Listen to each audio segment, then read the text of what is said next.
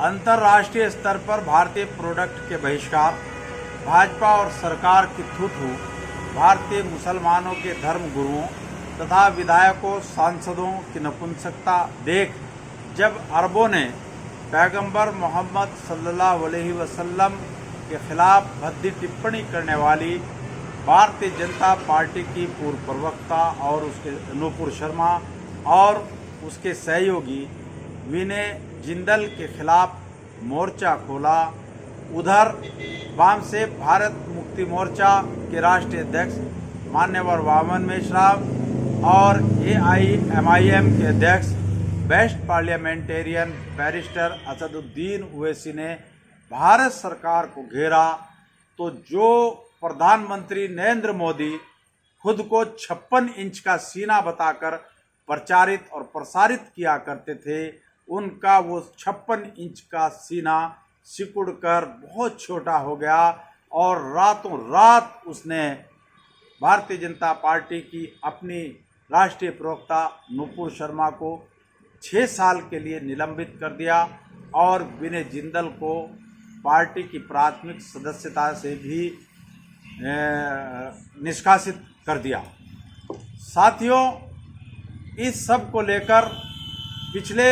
10 दिनों से जो मामला चल रहा था उसमें भारत सरकार और भारतीय जनता पार्टी दोनों ने खामोशी अख्तियार की हुई थी और इनडायरेक्ट में वो अपनी प्रवक्ता नूपुर शर्मा और विनय कुमार जिंदल को खुला समर्थन दे रहे थे। लेकिन जब अंतर्राष्ट्रीय स्तर पर भारत की थू-थू हुई, भारत की बदनामी हुई, भारत की बेइज्जती हुई और मोदी के जितने भी मामले थे, जितनी उनकी फॉरेन पॉलिसी थी, उसकी धज्जियां उड़ी, तो ये एकदम से बैकफुट पर आ गए और इन्होंने अपनी प्रवक्ता को हटा दिया। वाम से भारत मुक्ति मोर्चा के राष्ट्रीय अध्यक्ष वामन मेश्राम ने भारतीय जनता पार्टी को ये कहते हुए घेरा कि जो कानून और संविधान तथा देश की एकता और अखंडता में विश्वास रखते हैं, मुसलमानों के साथ साथ उन लोगों को भी भाजपा की पूर्व प्रवक्ता नूपुर शर्मा की टिप्पणी से दुख पहुंचा है, वो आहत हुए हैं। और ऐसे में भारतीय जनता पार्टी और सरकार ये दोनों अलग अलग हैं। भारतीय जनता पार्टी जहां मूक समर्थन दे रही थी, वहीं सरकार अभी तक उसको संरक्षण दिए हुए है। वामन मेश्राम कहते हैं कि नूपुर शर्मा और विनय कुमार जिंदल पर राष्ट्रद्रोह का मुकदमा चले, क्योंकि उन्होंने देश की न केवल भारत की बल्कि दुनिया भर में फैले मुसलमानों की भावनाओं को आहत किया है, देश को तोड़ने की बात की है, संविधान के खिलाफ उन्होंने काम किया है और अंतर्राष्ट्रीय स्तर पर भारत की छवि को धूमिल किया है। ऐसी प्रवक्ता को भारतीय जनता पार्टी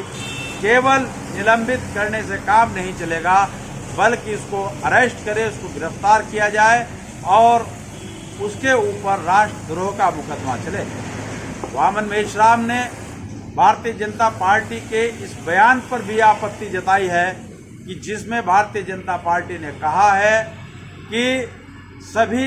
धर्मों के धर्म ग्रंथों का सम्मान किया जाए, उनका आदर किया जाए और उनके जो इष्ट देवी देवता हैं उनका सम्मान किया जाए। वामन मेश्राम कहते हैं कि हम इसको खारिज करते हैं कि क्या उस धर्म ग्रंथ का भी सम्मान किया जाए जो धर्म ग्रंथ इंसानों को इंसान ना समझे, उनको वर्णों में विभाजित करके शूद्र और अछूत की कैटेगरी में जा डाले। उन्होंने मनुस्मृति का यहाँ पर जिक्र किया और कहा कि अगर जो धर्म ग्रंथ इंसानों को इंसान नहीं समझता, जिसने हमें अछूत और शूद्र बनाया, हम बाबा साहब डॉक्टर भीमराव अंबेडकर की तरह उस धर्म ग्रंथ को जलाने का काम भी करेंगे। इस तरीके से उन्होंने पूरी भारतीय जनता पार्टी, पूरी सरकार को घेरने का काम किया और साथ ही उन्होंने यह भी बताया कि बाबा साहब डॉक्टर भीमराव अंबेडकर ने कहा था कि अन्याय से लड़ते हुए, नाइंसाफी से लड़ते हुए आपकी मौत हो जाती है, तो आने वाली पीढ़ियां उसका बदला लेंगी। परंतु यदि सहते सहते आप मर जाएंगे तो आने वाली जो पीढ़ियां होंगी वो भी गुलामी की जिंदगी जिएंगी। इसलिए जुल्म के खिलाफ, अन्याय के खिलाफ मजबूत इरादे के साथ और हौसलों के साथ आप लड़ें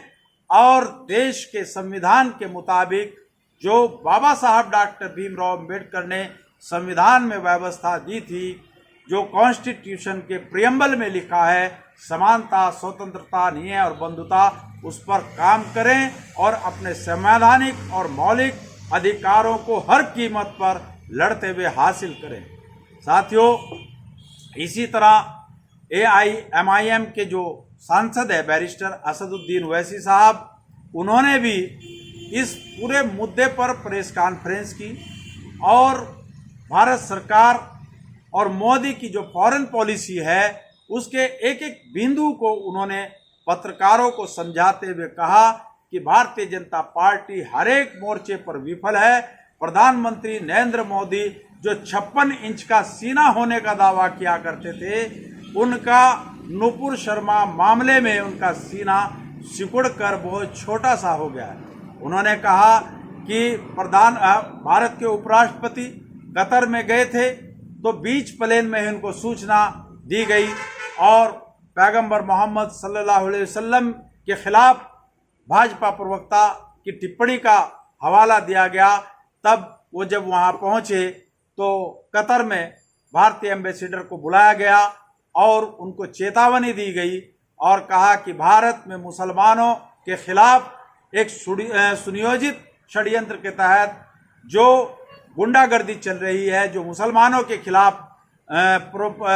प्रोपगंडा करके उनको अपमानित और बेइज्जत किया जा रहा है, जो प्रोफेट मोहम्मद सल्लल्लाहु अलैहि वसल्लम के खिलाफ आपत्तिजनक टिप्पणियां की जा रही हैं,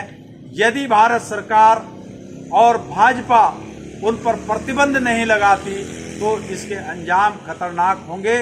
ये सारी बातें बैरिस्टर असदुद्दीन ओवैसी ने बताते हुए सरकार को घेरा और उन्होंने कहा, प्रधानमंत्री नरेंद्र मोदी से कहा कि अरब मुल्क जितने भी हैं, गल्फ कंट्रीज जितने भी हैं, उन्होंने गिनवाया कि UAE में 34,20,000 भारतीय लोग रहते हैं। इसी तरह सऊदी अरेबिया में 25 लाख लोग रहते हैं, यूनाइटेड स्टेट में 12,80,000, कुवैत में 10,29,000, ओमान में 7.5 लाख,